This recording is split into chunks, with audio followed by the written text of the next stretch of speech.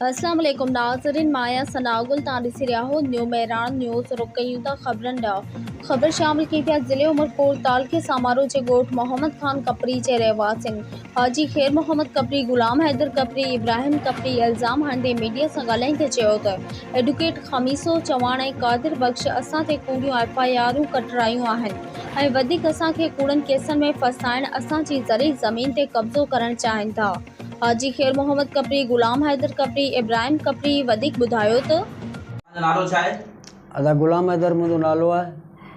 तव्हां किथे जा रहियासी आहियो? हिकिड़े ई ॻोठ जा आहियूं, मोहम्मद ख़ान कपरी, तालुको समारो, ज़िलो उमरकोट। तव्हांजो छा मसइलो आहे? असांजो इहो ई मसइलो आहे त एडवोकेट जेको आहे ख़मीसो चवाण, इन असां ते कूड़ियूं अलाए केतिरियूं FIRूं करायूं आहिनि।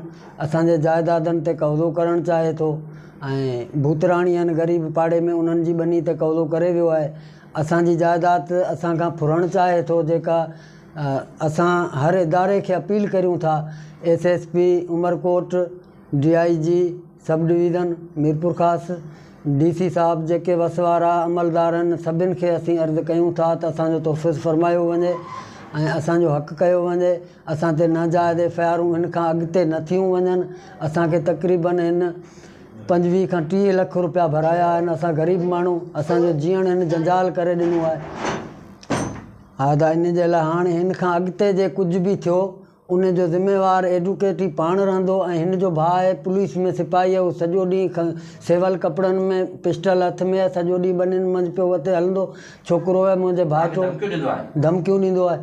तव्हांखे जानी माली ख़तरो आहे? असांखे बिल्कुलु जानी माली ख़तरो आहे। हिननि मंझां असांजा घस बंदि करे वेठा आहिनि ऐं उतां लंघाए असांजी अॻु मंझि हिननि जे ॿनी ते कब्ज़ो आहे हिननि जो।